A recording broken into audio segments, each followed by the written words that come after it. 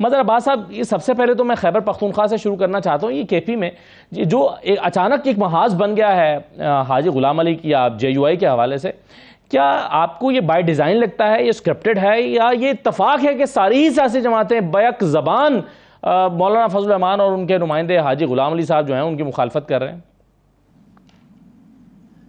جی شکریہ سر.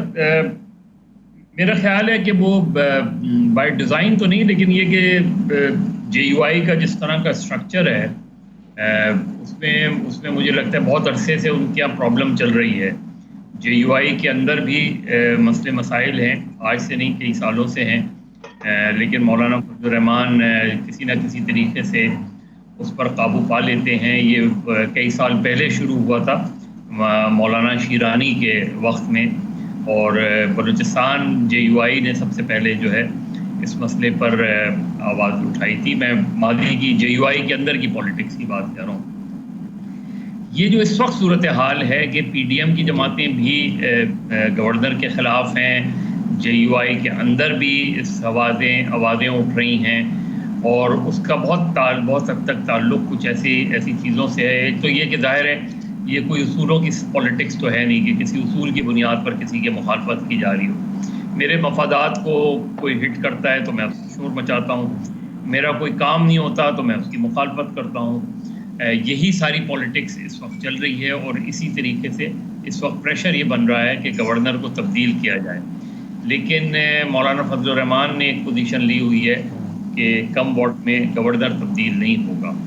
اب اس میں ہمیں دیکھنا ہے کہ اگلے جب یہ گورنمنٹ ختم ہوگی ظاہر ہے 12 اگست کو، تو صرف وزرائے اعلیٰ ہی تبدیل نہیں ہوں گے، گورنر بھی تبدیل ہوں گے، اور نیا سیٹ اپ جو ہے گا اس میں گورنر یہی رہتے ہیں یا کوئی دوسرے آتے ہیں، یہ ہمیں دیکھنا پڑے گا.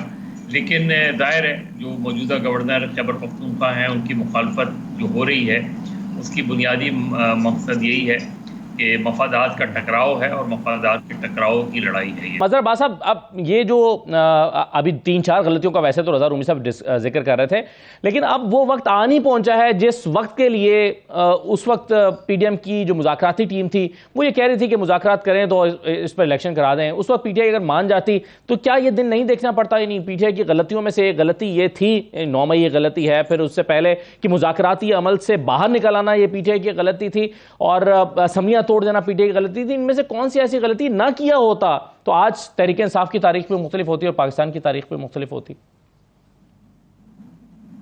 دیکھیں پاکستان کی تاریخ تو خیر ویسی ہی رہتی، لیکن باقی جو تاریخ ہے دونوں طرف دیکھیں. ایک سینیریو یہ ہے کہ پی ٹی آئی نے کیا غلطیاں کی، پی ٹی آئی کے چیئرمین نے کیا غلطیاں کی، کچھ کی.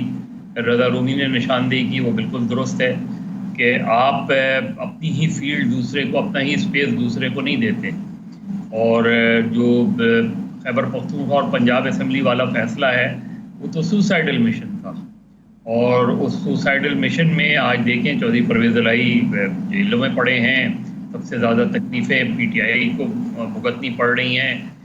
2 پروونسز پلس گلگت بلتستان جہاں بالکل کمفرٹیبل گورنمنٹس تھیں تینوں جگہ پی ٹی آئی کی، کون چھوڑتا ہے؟ مجھے بالکل اس میں کوئی بھی پی ٹی آئی کا چیئرمین سمیت کوئی بھی سیاسی منطق کو مجھے سمجھا دے کہ ایسے گراؤنڈ کون دوسرے کے لیے اسپیس کرتا ہے. بالکل اسموتھ سیلنگ تھی، اور آپ نے صرف اپنی پارٹی کو آرگنائز کر کے اگلے الیکشن میں جانا تھا.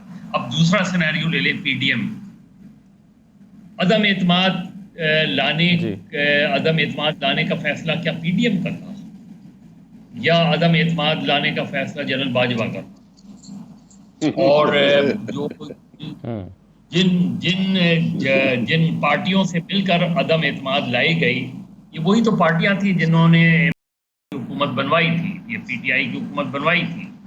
وہی قوتیں تھیں، ان قوتوں نے پہلے ایک حکومت بنوائی، پھر انہی قوتوں نے ایک حکومت گرائی، پھر انہی حکومتوں نے ایک اور حکومت بنائی. یہ بہت سمپل سا فارمولا ہے، کوئی بھی اس پر بحث کر لے. اب پی ڈی ایم خود سوچے کہ آج جو پی ڈی ایم جس کرائسس میں ہے، پاپولیرٹی کرائسس میں ہے، جس کو وہ کہتے ہیں کہ ہم نے سیاست، اپنی ریاست بچائی، سیاست قربان کی، اور خود پی ڈی ایم کے اندر جو کرائسس ہوا، اگر وہ پی ڈی ایم عدم اعتماد کی تحریک نہیں لاتی تو کیا ہوتا؟ میکسیمم پی ٹی آئی کے چیئرمین یا اس وقت کے وزیر اعظم کسی کو نامنیٹ کر دیتے ایز این آرمی چیف، یہی تو خوف تھا نا، اور کیا تھا؟ باقی تو معاشی صورتحال وغیرہ تو کوئی ایسا تو نہیں ہے کہ معاشی صورتحال میں انقلاب لے آ جاتا، سارا فیئر تھا نا کہ اس کے بعد پی ٹی آئی جو ہے وہ ایک فسطائیت کا نظام نافذ کر دے گی، اور جو ہے پیپلز پارٹی اور پی ایم ایل این پر جو ہے عذاب نازل ہو جائے گا۔ تو آپ جدوجہد پہلے بھی کر رہے تھے، آگے بھی جدوجہد کرتے رہتے، 1-2 سال اور لگ جاتا، لیکن پی ٹی آئی کا گراف کتنا نیچے تھا، وہ پی ٹی آئی کے چیئرمین کا گراف کتنا نیچے تھا۔ آپ نے ایک غیر ضروری طور پہ ایک نیچے گرتے ہوئے گراف کو آپ نے آسمانوں تک پہنچا دیا۔ تو اگر آپ دونوں سینیریو سامنے رکھیں تو دونوں کی سیاسی غلطیاں ہیں اس وقت فیلڈ، اور اس کے نتیجے میں دونوں نے اسپیس کسی تھرڈ پارٹی کے حوالے کر دیا۔ اب وہ ڈکٹیٹ کر رہی ہے، اب وہ سینیریو بنا رہی ہے، اب وہ طے کر رہے ہیں کہ آگے کا سیاسی منظرنامہ کیا ہوگا۔ تو میرا خیال ہے دونوں کو اپنی اپنی سیاسی غلطیوں سے سبق سیکھنا چاہیے اور ایک ایسی طرف آگے۔ جی مظہر صاحب یہ بتائیے کہ اب نواز شریف کا بھی ذکر ہو رہا تھا، نواز شریف صاحب کو کیا صحیح لگ رہا ہے کہ ستمبر میں اگر وہ آتے ہیں تو ان کے لیے کچھ سہولت پیدا ہو جائے گی، یا ان کے لیے قانونی اور آئینی راستے تھوڑا بہتر طریقے سے کھل جائیں گے؟ دیکھیں میاں صاحب کی تو پالیٹکس میری سمجھ میں نہیں آتی، وہ جب بھی کرائسس ہوتا ہے ملک سے باہر چلے جاتے ہیں، اور اپنے لیے جب بھی ان کو سہولت ہوتی ہے ملک میں آ جاتے ہیں۔ 2000 میں جب ان کی ضرورت تھی کہ وہ ملک میں رہ کے پارٹی چلاتے، پارٹی کی جنرل مشرف کے خلاف جدوجہد کرتے، تو وہ جنرل مشرف سے دستخط کروا کے اس پہ دستخط کر کے 10 سال کے لیے چلے گئے۔ یہی کام انہوں نے پی ٹی آئی کے دور میں کیا۔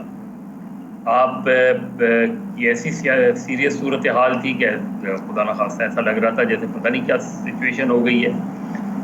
آپ گئے، آپ علاج کراتے، علاج کرا کے واپس آ جاتے، بھلے آپ کو جیل جانا پڑتا۔ 3-3.5 سال آپ وہاں رہے ہیں یہ، اور اپنی گورنمنٹ کے دور میں واپس نہیں آئے، یعنی پچھلے 15 مہینے میں وہ واپس نہیں آئے۔ اور جب شہباز شریف وزیر اعظم نہیں رہیں گے، نگراں وزیر اعظم ہوں گے، وہ آتے نہیں آتے وہ ایک الگ سوال ہے، لیکن یہ تو طے ہے نا کہ شہباز شریف کی گورنمنٹ میں میاں نواز شریف پاکستان واپس نہیں آئے۔ دیکھیے جو عارف امین بھٹی صاحب بات کہہ رہے تھے، میں نے تو کبھی بھی نہیں کہا کہ یہ کوئی غیر آئینی فیصلہ تھا، میں نے تو اسے غیر سیاسی فیصلہ کہا۔ وہ خود ایڈمٹ کرتے ہیں، ان کی پارٹی ایڈمٹ کرتی ہے کہ یہ غلط فیصلہ تھا ہمارا، اس لیے کہ آپ کون چھوڑتا ہے اپنی وکٹ، اور کیوں چھوڑے، اور کس لیے چھوڑے؟ آپ کے لیے سامنے ایک الیکشن نظر آ رہا ہے، ملک میں عام انتخابات کا نظر آ رہا ہے کہ اکتوبر میں الیکشن ہونے ہی ہونے ہیں، تو آپ ایک ایسی سچویشن کیوں ڈیولپ کر رہے ہیں جو الٹیمیٹلی آپ کو پرابلم میں لے جا سکتی؟ ایون الیکشن اس وقت ہوتے یا نہیں ہوتے، آپ ایک ایسی سچویشن کیوں کریٹ کر رہے ہیں جب آپ کو پتا ہے کہ 6 مہینے بعد الیکشن ہو جانے ہیں؟ تو میں تو اس کو ایک پولیٹیکل ڈیسیجن جس سے پارٹی کو نقصان ہوا، اس میں دیکھیں صرف کسی شخص کی پاپولیرٹی میٹر نہیں کرتی، پارٹی کو جو کرائسس فیس کرنا پڑا، پارٹی کو پچھلے 15 مہینے میں جو کرائسس فیس کرنا پڑا، آپ نے ایک لانگ مارچ کیا، اس کے بعد آپ نے خود کہا، میں کسی اور کی بات نہیں کر رہا، کوٹ ان کوٹ، کہ وہ لانگ مارچ ہماری غلطی تھی، ہماری تیاری نہیں تھی۔ پھر آپ نے ایک اور لانگ مارچ کیا، وہ پنڈی میں کیا، پنڈی تک کیا جی۔ پھر آپ نے، اس لیے اگر آپ اسسٹ کریں، اس وجہ سے کہہ رہا تھا پی ڈی ایم کا تو میں پہلے دن سے کہہ رہا ہوں کہ ووٹ آف نو کانفیڈنس میرے لحاظ سے بہت ڈیزاسٹرس ڈیسیجن، وہ اپنی جسٹیفیکیشن دے سکتے ہیں، وہ بھی غیر سیاسی فیصلہ تھا۔ جی صحیح، غیر سیاسی فیصلہ، نقصان ہوا نا۔ پی ڈی ایم مارچ 2022 میں کہاں کھڑی تھی، اور آج 2023 میں کہاں کھڑی ہے پی ڈی ایم؟ خود ہی اسیس کر لیں، میں تو نہیں کہہ رہا۔ اور اس کے بدلے میں پی ٹی آئی جب کہاں کھڑی تھی اور پی ٹی آئی آج کہاں کھڑی؟